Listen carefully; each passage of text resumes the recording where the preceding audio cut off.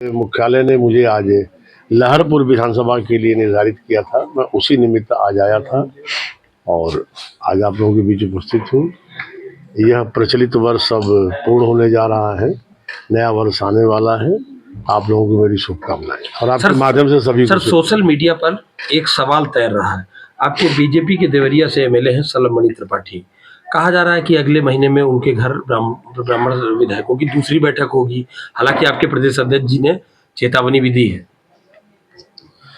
Bharatiya Janata party कार्यकर्ता आधारित party है। समाज के सभी वर्गों का इसमें पर्याप्त समावेश है, सबका सम्मान है और सभी राष्ट्रवादी सोच के लोग हैं। मिलना जुलना ये सब एक स्वाभाविक प्रक्रिया है। भारतीय जनता पार्टी इस समय शताब्दी वर्ष में सुशासन, जो अटल जी का मूल मंत्र था और उसमें मोदी जी ने जोड़ा है, सेवा के भाव से काम में लगी हुई है प्रदेश में, देश में। सर, अभी जैसे माना जा रहा है कि तमाम संगठन लोग, तमाम बिरादरी के लोग हैं, बैठकें करते आ रहे हैं। बीजेपी के अंदर जो नेता लोग थे, ब्राह्मण जो विधायक थे, उन्होंने एक बैठक की। उस बैठक के बाद पार्टी के अंदर काफी हंगामा मचा हुआ है।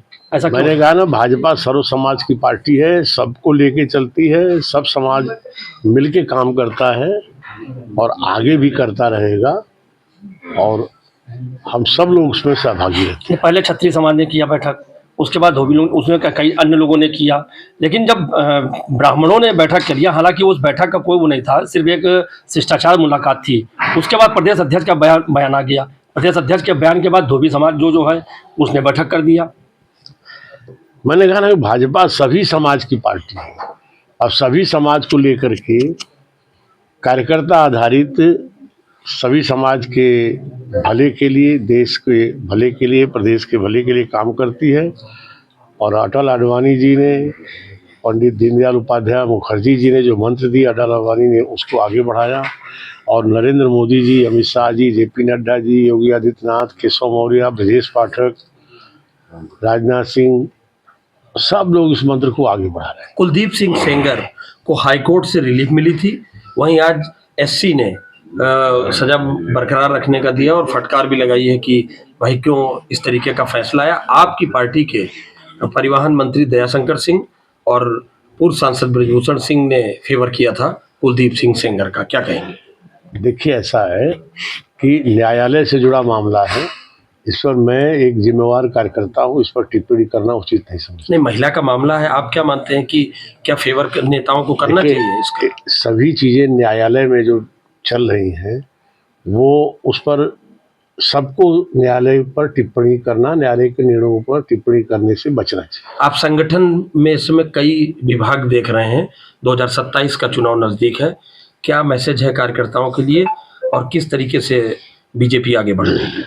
हमारा एक ही संदेश है बीजेपी कार्यकर्ताओं से कि इस समय पहली बार जो एक ऐसे दल के वो कार्यकर्ता हैं जिस दल ने अपने चुनाव घोषणा पत्रों में, चाहे राज्य का चुनाव संकल्प पत्र हो या देश का, जो वायदे किए उस पर 100% अमल करने की तरफ बढ़ रही है और वह आम जनता उसको महसूस कर रही है कि नहीं, ये मोदी और योगी की सरकारें, भाजपा की सरकारें अपने वादों पर 100% खरी उतर रही हैं।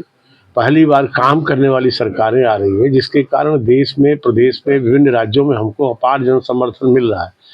भाजपा कार्यकर्ताओं, समर्थकों को मेरा यही निवेदन है कि वे अटल जन्म शताब्दी वर्ष में जो संकल्प नरेंद्र मोदी जी ने दिलाया है, जनता तक वो सारी योजनाएं पहुंच रही हैं कि नहीं, उसको स्वयं पर्यवेक्षक बन के देखें, कोई कमी हो तो उसे दूर करें और जनता के बीच अगर कोई कठिनाई आती है तो सरकार के मंचों तक, संगठन के माध्यम से पहुंचावें, ताकि अनंत काल तक यह सेवा के साथ भाजपा का सरकारों के माध्यम से, पार्टी के माध्यम से काम चलता रहे। शिवपाल जी ने ब्राह्मण विधायकों को अपने पाले में आने का न्योता दे दिया, इस पे तो बोल दीजिए। उन लोगों के पास जाति पाति की राजनीति, तोड़ फोड़ की राजनीति के अलावा कोई उनके पास और नैतिक बल नहीं है, नीति नहीं है, कार्यक्रम नहीं है और उन सब बातों का कोई असर नहीं पड़ने वाला है।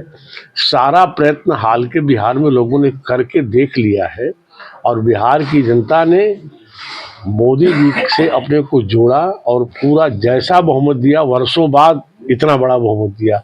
उत्तर प्रदेश में भी बहुत शानदार बहुमत की सरकार आने वाली है, क्योंकि लंबे अरसे बाद देश की जनता ने सेवा करने वाली, काम करने वाली सरकारों का स्वाद चख लिया है। अब वह इस स्वाद को छोड़ेगी नहीं। 27 में योगी जी की हैट्रिक से आप कितना आश्वस्त हैं? 27 में निश्चित तौर से भारतीय जनता पार्टी तीसरी बार सरकार बनाएगी। थैंक्स। Thank you.